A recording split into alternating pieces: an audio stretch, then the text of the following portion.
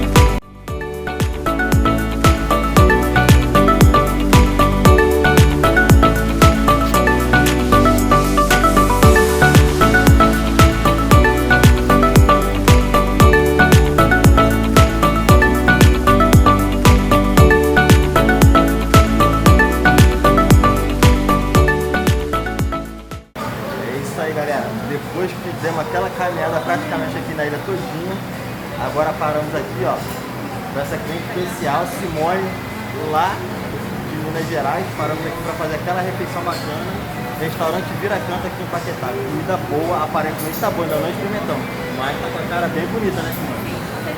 Simone, fala para mim, tá gostando de tudo aqui em Paquetá? Muito, passeio incrível, venham e ó, o olho é um guia efetuado e um código para nós. Muito obrigado, Simone, pela preferência. Então, galera, agora vamos pedir licença que a gente vai ter que gostar dessa maravilha aqui. Um abraço.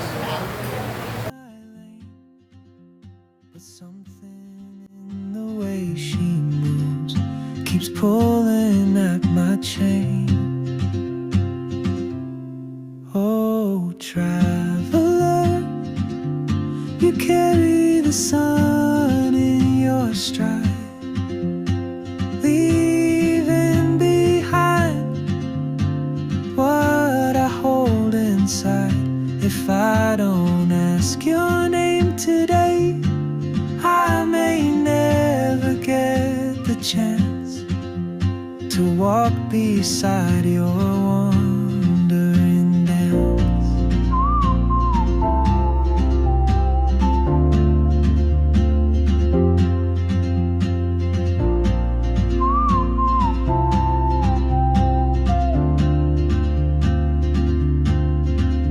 She hums a tune I've never heard in languages I can't speak. She writes down cities on her wrist and dreams she'll never keep. I sip my coffee, miss my cue, still anchored by my fear.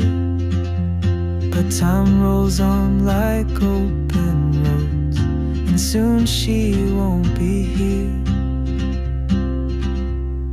Oh, traveler, you carry the sun in your stride, leaving behind what I hold inside.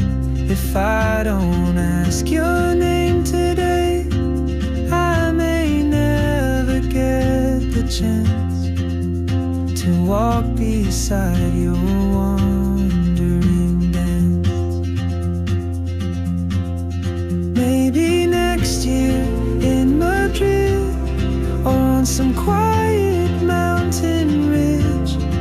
I'll see you turn, and I'll be brave. But what if courage comes too late? Oh, traveler, the world is your open gate, and I just stood afraid of fate.